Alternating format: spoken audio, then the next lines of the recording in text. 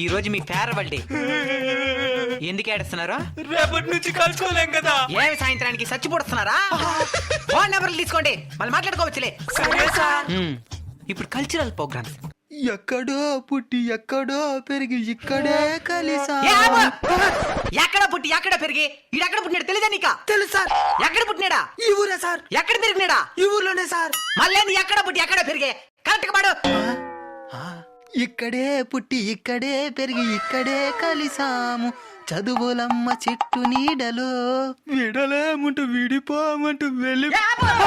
వేడలేమంటూ వీడి పామంటూ ఏం 10 ఏళ్ళు కలిసే ఉన్నారు కదా, ఏం సాధించినారు? ఒకరి నోట్బుక్ లో ఒకరు దొంగిలించుకునేదా?